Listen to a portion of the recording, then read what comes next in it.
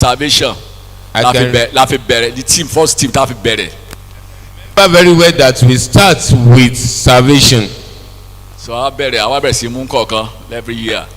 Every year we are now improving. Láti 1997 yẹn. Since 1997. ó sọ̀rọ̀ nípa ọkùnrin náà tí Ọlọ́run ń lò.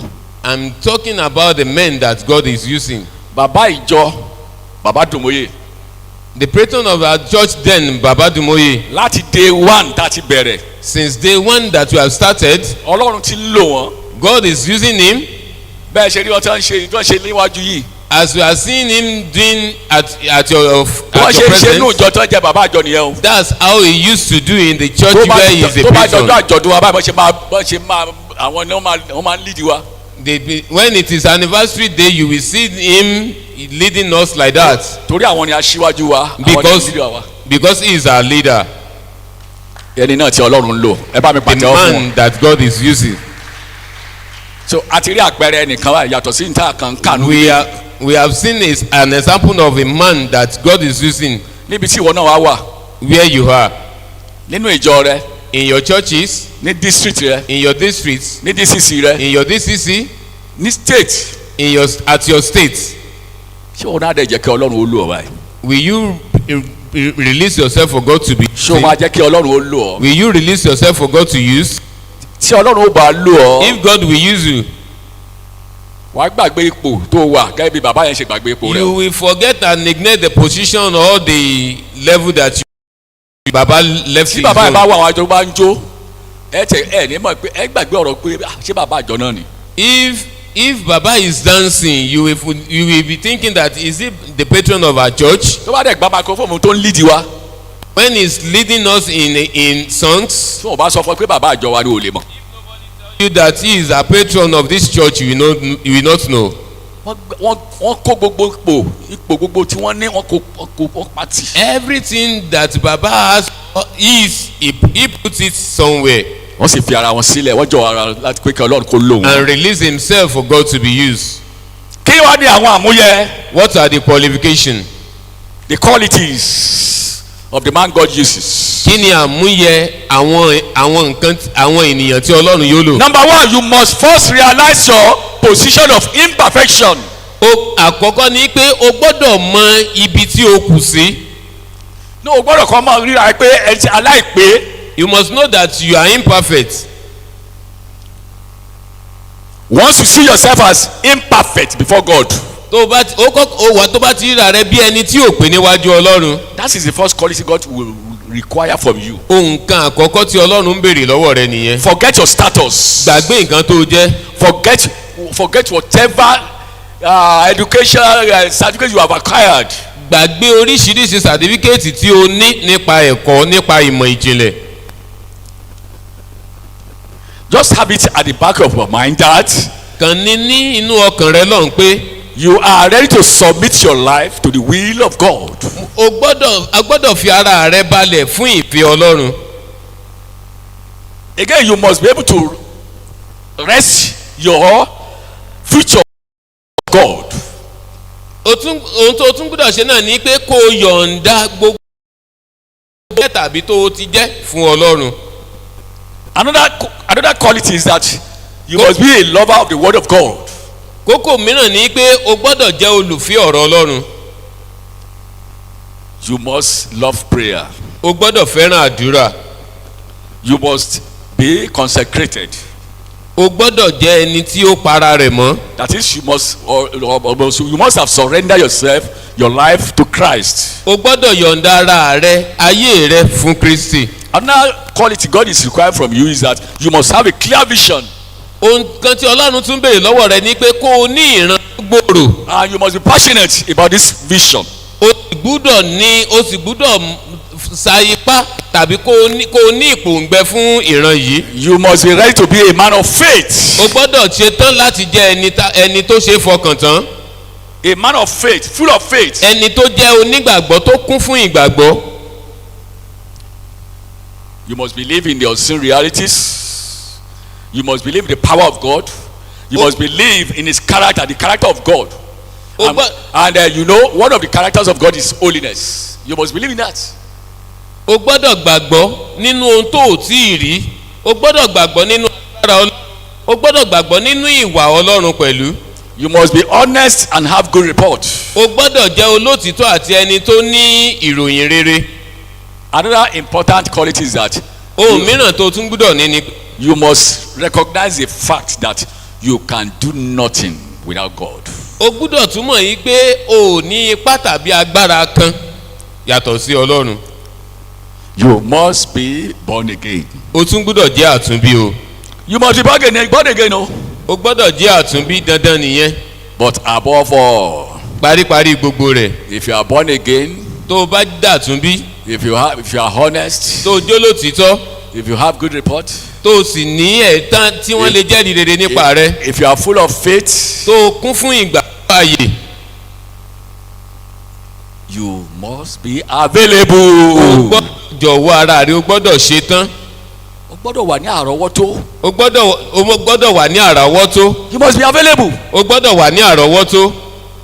ó ṣeé ṣe kí ènìyàn kó ní ok mo fẹ́ ṣiṣẹ́ olúwa mo fẹ́ ṣe tolúwa. It's possible for man to decide on his own that I want to do the work of God. kó ní mo fẹ́ ṣiṣẹ́ olúwa. I want to do the work of God. ṣùgbọ́n tí ó wà ní àrọ́wọ́tó Ọlọ́run kọ́. is not available for God. ẹ jẹ́ fún wa ní àpẹẹrẹ. Let me give us an example. mo ní mo fẹ́ ṣiṣẹ́ olúwa. I said I want to work for God. mo ní mo fẹ́ kó olúwa ó lò mí. I want God to use me. ṣùgbọ́n àwọn iṣẹ́ ti ara ó wá ń fagidínà àti wúlò nínú iṣẹ́ tẹ̀mí. But it's a pity that the work of flesh is manipulating the work of God. àwọn iṣẹ́ tara mìíràn tí mò ń ṣe. In my life. The work that I'm doing, secular work. ní àkókò tí wọ́n bá ń wá mi ní àkókò tí wọ́n ń retí mi níbi tí ipò tí Ọlọ́run pè mí sílẹ̀ fún lílò wọn ò ní rí mi. When my attention is needed where I supposed to work for God, they will not see me. ẹ má dẹ̀ gbàgbé mo ti dàtún bí. And don't forget that I'm a born again. ẹ má gbàgbé mo ti kún fún ìgbàgbọ́. Don't forget that I'm full of faith. ẹ má gbàgbé mo ti kún fún ìrere. Don't forget that I'm full of good news. ṣùgbọ́n iṣẹ́ ìtara kò wá fún mi láàyè láti ṣe dáadáa níbi tí wọ́n ti ń retí. But the secular work does not give me the opportunity to work for God properly. That is why I said. ìdí nìyí tí mo sọ pé. you may have all those aforementioned qualities. o lè ní gbogbo àwọn àmúyẹ tá a ti sọ nípa rẹ̀. But above all you must be available. paríparí gbogbo rẹ̀ ni pé o gbọ́dọ̀ wà ní àrọ́wọ́tó. How can you be available to God? báwo ló ṣe lè wà ní àrọ́wọ́tó? What are the ways to be available to God? ọ̀nà wo lèyàn lè gbà wà ní àrọ́wọ́tó fún Ọlọ́run? What do we mean by availability? kí ni à ń pè ní kíkójú òṣùwọ̀n? fífi àkókò wa sílẹ̀ fún Ọlọ́run. to submit our time for God. talent wa. ẹ̀bùn tí a ní. àtò ìṣúra wa gbogbo. and all our resources. láti máa fi ṣe iṣẹ́ fọlọ́run. to use it for the work of God. tí Ọlọ́run bá ti pè ọ́. if God called you. tọ́lọ́run bá ti yàn ọ́. if God choose you. tọ́lọ́run ti fi iṣẹ́ ojúṣe lé ọ lọ́wọ́. and he has gave you an assignment to do. ká tó lè sọ wípé lóòótọ́ o wà ní àrọ́wọ́tó Ọlọ́run. before we can say that truly you are available. a gbọ́dọ̀ rí i pé lóòótọ́ àti lódodo ti jọ̀wọ́ ara rẹ jọ̀wọ́ ayé rẹ jọ̀wọ́ ohun ìṣúra rẹ jọ̀wọ́ àkókò rẹ fún Ọlọ́run. we must see and know truly that you have released your time, your talent and your resources for God. a gbọ́dọ̀ rí i pé lóòótọ́ o ṣe tán láti fún iṣẹ́ náà. we must see that truly you are ready for the work. ẹ jẹ́ fún wa ní àpẹẹrẹ. let me give us an example. àwọn national officers Cacma yẹn. the Cacma national officers. Ọlọ́run ló yàn wọ́n síbẹ̀ o. It's God that choose them. torí wọn ní ẹnikẹ́ni ò lè rókó ń gbà. because nobody received anything except it was released from above. ṣe rí àwọn mẹ́sẹ̀sán tí wọ́n ní wọ́n yàn síbẹ̀ yẹn Ọlọ́run ló yàn wọ́n síbẹ̀. all the 9 officers that are there is God that selects them. Ọlọ́run ti kọ́ wípé ní àkókò báyìí àwọn ló máa tukọ̀ ẹgbẹ́ yìí. it has been written and stamped from God that by so time we work for God. káwárí ẹni sínú àwọn mẹ́sẹ̀sẹ̀ káwárí ẹni tó jẹ́ pé nígbàkigbà tó bá ti nílò rẹ̀ what will happen if one of them it was needed? kó ṣe pé àríwí kó ṣàmà ráríwí ṣáá ni. He will just give them an excuse. ẹ má bínú ẹ má bínú òun wà níbí báyìí òun wà kútu wéjì báyìí. Please elder, I'm very busy, sorry, don't be annoyed. ẹ má bínú ẹ má bínú àmì òdílé wá sípàdé. Sorry, I won't be able at the meeting. ẹ má gbàgbé. Don't forget. kò tí onítọ̀ yẹn kò tí wà ní àrọ́wọ́tó. Is not yet available. a pè sí iṣẹ́ ni. He was called to work. Ọlọ́run ti fi iṣẹ́ lé lọ́wọ́. God has ordained a certain duty unto him. ṣùgbọ́n kò tí wà ní àrọ́wọ́tó Ọlọ́run. But he is not available to God. báwo àwọn ọ̀nà láti wà ní àrọ́wọ́tó Ọlọ́run. The way to be available to God. ọ̀nà àkọ́kọ́. First one. a gbọ́dọ̀ ṣetán láti jẹ́ olótìtọ́. Be ready to be faithful. a gbọ́dọ̀ ṣetán láti jẹ́ olótìtọ́. Be ready to be faithful. tí a ó bá wà ní àrọ́wọ́tó Ọlọ́run. If you will be available to God. a gbọ́dọ̀ ṣetán láti jẹ́ olótìtọ́. You will be ready to be faithful. tí a ò bá jẹ́ olótìtọ́. If you are not faithful. ìyẹn fi hàn wípé a ò tí ì wà ní àrọ́wọ́tó. It shows that you are not yet available. so ohun àkọ́kọ́ ni pé a gbọ́dọ̀ jẹ́ olótìtọ́. First thing is that you must be faithful. ohun kejì. The second thing. ọ̀nà kejì. The second a gbọ́dọ̀ ṣetán láti wà ní àrọ́wọ́tó. Be ready to be available. fún àpẹẹrẹ tí mo ti ṣe lákọ̀ọ́kọ́ yẹn. Like example that I have gave us earlier. Ọlọ́run fẹ́ lò ọ́. God want to use you. o gbọ́dọ̀ wá jọ̀wọ́ ara rẹ. You must submit yourself. láti wà ní àrọ́wọ́tó. To be available. kì í ṣe kọ́ níbi tí wọ́n ti ipò tí wọ́n fi ọ́ sí yẹn kí wọ́n á rí i pé ipò yẹn ó ń bẹ̀. It's not that the place of the position that the place you to you are lack there. kí wọ́n á rí i pé àyè tó wà yẹn gan-an wọ́n tiẹ̀ tún kábàámọ̀ kí wọ́n tiẹ̀ fi ọ́ síbẹ̀. They may even regret that why did they put you into that duty. a gbọ́dọ̀ ṣetán láti wà ní àrọ́wọ́tó. We must be ready to be available. ọ̀nà kẹta. The third thing. a gbọ́dọ̀ ṣe é kọ́. Be teachable. a gbọ́dọ̀ ṣe é kọ́. We must be teachable. tó o bá fẹ́ jẹ́ ohun èlò níwájú Ọlọ́run. If you want to be a strong vessel before God. tó o bá God. fẹ́ jẹ́ ohun èlò àyò lọ́wọ́ Ọlọ́run. If you want to be a vessel to honour in the hand of God. tó o bá fẹ́ jẹ́ ohun èlò sí ọlá lọ́wọ́ Ọlọ́run. If you want to be a vessel unto honour to God. o gbọ́dọ̀ ṣe é kọ́ o. You must be teachable. o gbọ́dọ̀ sọ wípé o ti ga ju ẹ̀kọ́ lọ. You must not put yourself above the education. o gbọ́dọ̀ máa sọ wípé o ti ga ju àṣẹ lọ. You must not be above the authority. ó ní mo fi bá ọ̀rọ̀ àwọn olùdásílẹ̀ mo bá ṣiṣẹ́ wọn mo bá wọn ṣiṣẹ́ pọ̀ rẹpẹtẹ. It's planters very well. wọ́n ṣe ń gbé wa kiri ọ̀dọ̀ olùdásílẹ̀. As we are transferred from one place to other, I'm working with the founders. mo rí olùdásílẹ̀ tó ń sọ ó sì sọ láìpẹ́ yìí. ó sọ fún mi. I know a founder that told me just of recent. àwọn ní bàbá olóò nídìí kankan gbà lọ́dọ̀ àwọn aláṣẹ mọ́. He said, Baba, I don't have anything to collect from the authority. ó ti di AGS. He's not AGS. ó dẹ̀ ní church ẹ̀ ní headquarters sí. His church is an headquarter. headquarters district ni. District headquarter. wọ́n ní kankan gbà lọ́wọ́ aláṣẹ mọ́. I don't have anything to collect from the church authority again. so ìwọ̀nba ní halẹ̀ wọn fóun. They must take it easy with me now. àwọn yẹn ti degun ẹja kò ṣe wọn ò ṣe é ká mọ́. Those people are not able to be bent again. èdè yẹn sì pọ̀ lẹ́nu àwọn ọ̀pọ̀lọpọ̀ wa.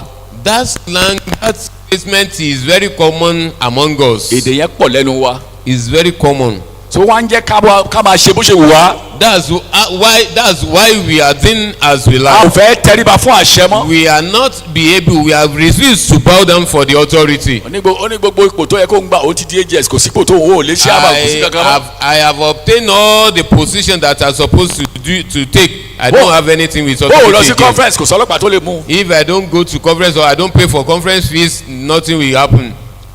mo ń bá wa sọ̀rọ̀ lórí ohun èlò ayò. I'm talking to us about the vessel of honour. tá a bá jẹ́ ohun èlò sí ọlá lọ́wọ́ Ọlọ́run. If we will be vessels to honor, tí Ọlọ́run ó bá lò wá, if God will use us, a gbọ́dọ̀ ṣe é kọ́ o, we must be teachable. a gbọ́dọ̀ ṣe é darí. We must be able to control. A ò gbọ́dọ̀ sọ wípé ẹ má bá mi wí bẹ́ẹ̀ mọ́. We must not neglect the. mo ti kọjá gbogbo tẹ́ ń sọ yẹn. I have passed that category. ìṣẹ̀lẹ̀ kan ṣẹlẹ̀ ní ọdún kan sẹ́yìn. Something happened some years back. ọ̀rọ̀ ṣẹlẹ̀ láàrin ìránṣẹ́ Ọlọ́run àti ọ̀rọ̀ obìnrin náà ni. Is the matter of women within a servant of God and someone. Life story mo fún yín o, kì í ṣe kó bóyá mo kà á tàbí bóyá ìtàn bóyá. ohun tó ṣẹlẹ̀ gangan. wọ́n wá pe bàbá àlùfáà, wọ́n pe ìyàwó. The pastor and the wife was called. bàbá alábòjútó náà jókòó. The DS is on seat. wọ́n bá bàbá àlùfáà sọ̀rọ̀. They are trying to talk to pastor. bàbá àlùfáà ìtẹ́yìn náà ṣe ẹ̀kọ́ kùrà o. Pastor, what you did is wrong. kó lè ṣe máa wá gbóbìnrin wá sínú mission house. How can we bring concubine into the mission house? ẹ wá ní màmá ò ní sọ̀rọ̀ màmá sọ̀rọ̀. And you have said that mama should not talk. Mama will talk now. ìtẹ́yìn náà ṣe ò dáa. What you did is very wrong. àwọn aláṣẹ ò gbọ́dọ̀ gbọ́. The authority must not hear this. sẹ́ẹ̀rì bó ṣe gbọ́ pé àwọn aláṣẹ ò gbọ́dọ̀ gbọ́ orí ẹ̀ bá tanrin. Immediately he heard that the authority must not hear this. orí ẹ̀ bá tanrin. He said just back. ẹ̀mí olùdásílẹ̀ bá balẹ̀. The spirit of founder of planter. èdè tí ó pè jáde ni pé èdè tí ó máa pè jáde rèé. The words that he pronounces. ó ní bàbá tẹ́ ẹ̀ bá ti gbà ohun tó ń sọ kó jẹ́ final. ó ló máa gbé John kó lábẹ́ yín. He said what I told you, if you now agree with me, if it's not the final one, if you don't agree with me, I will take my church out of you. ó ló máa gbéjọ yín máa gbéjọ mi kó lábẹ́ yín. I will take my church out of you. àjẹbẹ kẹyà n tó ń sọ yẹn n tó kẹyà gbà fóònù. You must obey what you must take to what I told you. ó ṣe ní láàánú o. It's a pity. bàbá alábòjútó. The DS. ó tó ṣẹlẹ̀ ni mo sọ fún yín yẹn o. bàbá alábòjútó ní láti dákẹ́ ni. The district superintendent just have to shut up. ó fi ọ̀rọ̀ yẹn gbólóhùn yẹn ó fi pa bàbá alábòjútó lẹ́nu mọ́. He used that statement to keep DS shut up. torí pé bàbá alábòjútó náà kò fẹ́ kán gbéjọ kó lábẹ́ o. And the district superintendent don't want the church to be removed from his custody. ó sì mọ̀ pé tí yẹn náà bá tún kó lábẹ́ o. He said that if that one get out. iye ìjọ tó ní lábẹ́ gẹ́gẹ́ bí di agbègbè ó ti dínkù nìyẹn. Treat the church, the assembly is now reducing. church yẹn wà bí tó wà sí lónìí o. The church is still there till today. ó sì wà lábẹ́ wọn náà. He is still under the district superintendent. bàbá alábòjútó wa kọjú sí ìyá. Baba now face Mommy. the wife. mọ́mí ṣẹ́gbọ́n tí dáàdi sọ báyìí. Mommy, did you hear what daddy said? a ní sùúrù lọ́pọ̀lọpọ̀ ni o. We have to have enough patience. sùúrù la fi tó ọ̀rọ̀ yìí o. We will settle this matter with peace. ẹ wo ẹ má jẹ́ kọ́rọ̀ yẹn kọjá bí tá a ti sọ yìí o. Don't let this matter beyond this place that we are discussing it. ẹ má lọ sókè ẹ má lọ sọ ọ́fíìsì rárá ẹ má lọ sọ nǹkan kan ọ́fíìsì. Don't bother to go to office. ẹ a sì mọ bá bàbá sọ̀rọ̀. We will be talking to him. ènìyàn tí Ọlọ́run ń lò. The man that uses. àbí ènìyàn tí Ọlọ́run ń lò nìyẹn o. The man God uses. ó ń gbóbìnrin wá sí mission house. He brought concubine to the mission house. ìyàwó wa pariwo. His wife shout out. ìyàwó ò pariwo nìkan. The wife did not shout out. ìyàwó wa domi lé obìnrin yẹn lórí. She pour water on that woman. ó da omi ó gbé omi ó dàbọ̀ obìnrin tó gbé wálé. She pour water on that woman. mission house dàrú. The mission house just scattered. wọ́n kó dọ́dọ̀ alábòjútó. The matter get to the district superintendent. ẹ̀bẹ̀ tó parí sí náà nìyẹn. That's the end of the matter. torí pé. Because. a ò fẹ́ kó gbé ìjọ kú. We don't want him to remove his church from our district. àwa dọwọ́ bo ẹ̀ṣẹ̀. We cover the sin. ọkùnrin náà tí Ọlọ́run ń lò. The man God uses. a gbọ́dọ̀ ṣe é kọ́. We must be teachable. a gbọ́dọ̀ ṣe é kọ́. We must be teachable. a gbọ́dọ̀ ṣe é báwí. We must be able to rebuke. tábà jẹ́ ohun èlò ayò lọ́wọ́ Ọlọ́run. If we will be the vessel to honor before God. ohun kẹrin. Fourth one. a gbọ́dọ̀ jẹ́ onírẹ̀lẹ̀. We must be humble. ọlọ́kàn gíga. The pride, Ọlọ́run ò lè lo ọlọ́kàn gíga o. God cannot use him. tọ́lọ́run bá lo agbèrò ni o tó bá jẹ́ ìránṣẹ́ Ọlọ́run agbèrò ni gbèrò sọ́kọ̀ ni. If you are a minister of God and you are proud, the bitter truth that is there is that you have nowhere to go. ó lóun júbà àwọn onírẹ̀lẹ̀. He said kí ló sọ nípa àwọn agbéraga? the humble. He looked at them far away. àwọn agbéraga ò sí níwájú Ọlọ́run. The pride people, the arrogant people ó is not lóun wò before wọ́n God. lókèrè rere. He is looking them far away. ẹni tí Ọlọ́run ó bá sì lò. Anybody that God will use, ó wà ní ìhà tí Ọlọ́run nìyẹn. he is beside God. ó súnmọ́ Ọlọ́run àwọn àjọ Ọlọ́run. He is at the front of ó God. fa ara rẹ̀ súnmọ́ Ọlọ́run. He moved closer to God, Ọlọ́run sì súnmọ́. and God moved closer to him. ṣùgbọ́n tó bá ní kété tó bá ti gbé ajá agbéraga. Immediately you become arrogant. ó ti jìnnà sí Ọlọ́run. You have be far òkèèrè away. rere lọ́lọ́run ti wú ọ. God is looking at you at far away. tó bá wà ti ipò kan mọ́ tàbí òmíràn nínú ilé Ọlọ́run. If you hold a position in the house of God, agbèrò ni ẹ o. you are just a bus conductor. ó kàn ṣe ń pèrò sọ́kọ̀ ni. You are just calling people to the bus. ó dára ká jẹ́ olótìtọ́. It is good to be humble, to be faithful. ó dára ká wà ní àrọ́wọ́tó. It's very good to be available. ó dára ká ṣe é kọ́. It's very good to be teachable. ṣùgbọ́n kọ́kọ́rọ́ kan tó wà bẹ̀yìn ajá jẹ́ ń kọ́. But the only error is ìgbéraga ọkàn rẹ̀ yìí wá ń kọ́. the proud in you, ìgbéraga àyà rẹ̀ ń kọ́. the arrogant in you. ṣé o ti sọ ọ́ di agbèrò níwájú Ọlọ́run wa. Is it not on you to the bus conductors? a gbọ́dọ̀ jẹ́ onírẹ̀lẹ̀. We must be humble.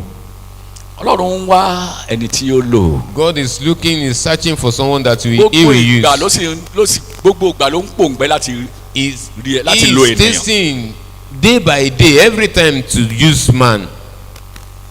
àwa la gbọ́dọ̀ wá múra. We are the ones that you must be buckled up. àwa la gbọ́dọ̀ ṣetán pé kí Ọlọ́run ó lò wá. We must ready for God to be used. bó wá rọ̀ wá àwa ọmọ Ọlọ́run. I'm beseeching you, we children of God, àwa ọkùnrin onígbàgbọ́. we command, mò ń rọ̀ wá. I'm beseeching you. lẹ́yìn òpin ìpàgọ́ yìí. After this conference, ẹ jẹ́ ká padà sílé. we should go back home nínú ìjọ wa. in our churches. ẹ jẹ́ ká di ẹni ọ̀tọ̀. Let's turn to a new leaf. ní district wa. In our districts, ẹ jẹ́ ká di ẹni ọ̀tọ̀. let's turn a new ní leaf. DCC wa. In our DCC, gbogbo bí Cacma tí ò tiẹ̀ tí lálẹ́ wù yẹ. where Cacma has not have chance or has not planted ẹ jẹ́ there, kí Cacma lọ lálẹ́ wù mẹ́. let's put Cacma to the place and let it germinate and be fruitful there. wọ́n sọ lánàá wọ́n ní ìpínlẹ̀ mẹ́fà. They said it yesterday that it's just 6 states ló ti ní coordinators. that has coordinator among the kí ló Cacmas. ṣẹlẹ̀ sáwọn ìpínlẹ̀ tó. What happened to other states? ẹ jẹ́ ká padà sílé ká lọ ṣiṣẹ́. Let's go back home and work. ìwọ náà jẹ́ kí Ọlọ́run mọ̀ ìwọ náà sọ pé Ọlọ́run ti yàn ọ́ You fún ìgbédìde Cacma.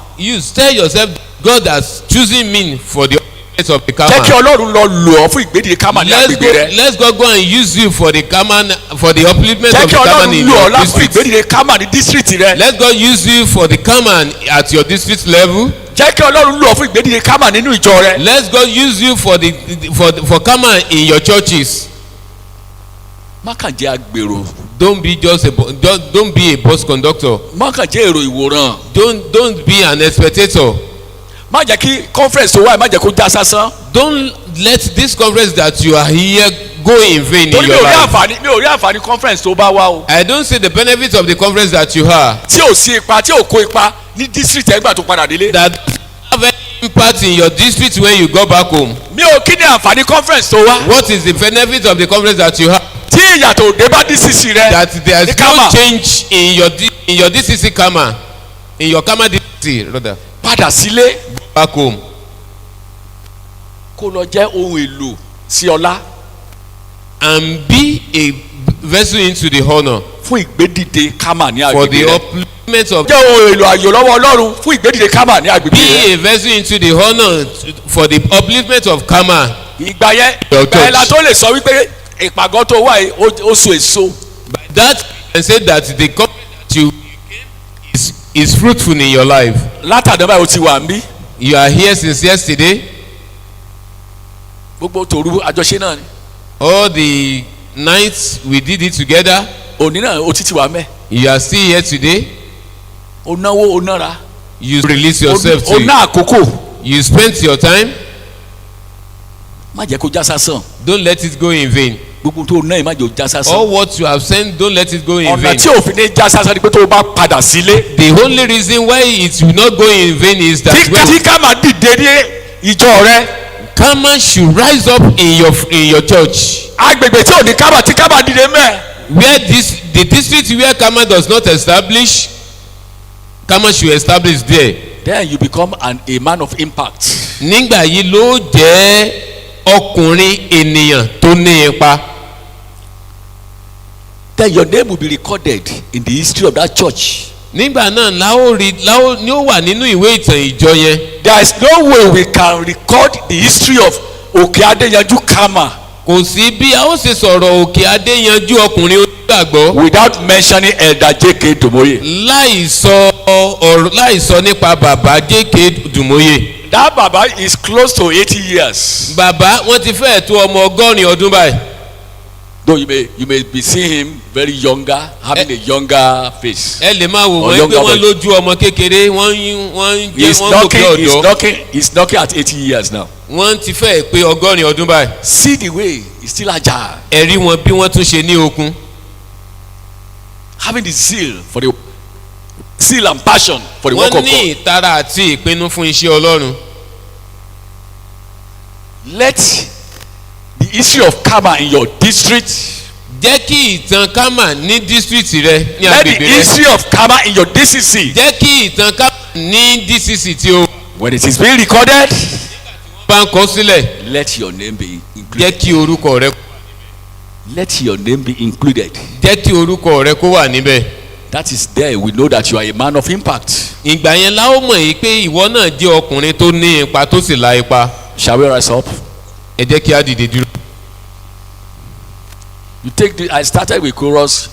Let me end it with the chorus. Mo bẹ̀rẹ̀ orin jẹ́ kí n parí ẹ̀ pẹ̀lú. Èmi ni ó lọ. Bàbá mo kí yín pé ẹ kú iṣẹ́ Olúwa o Ọlọ́run á wà pẹ̀lú yín o ẹ ṣé gan ẹ̀yin èèyàn mi a dúpẹ́ lọ́wọ́ Ọlọ́run ẹ ṣé o pé ẹ ti ẹ̀ka mi yẹ láàrin gbogbo èèyàn wọ́n ẹ pè mí bàbá I'm very grateful thank you very much ẹ jẹ́ á gbàdúrà ní orúkọ Jésù ní orúkọ Jésù ní agbára ẹ̀jẹ̀ Jésù bàbá wa àti Ọlọ́run wa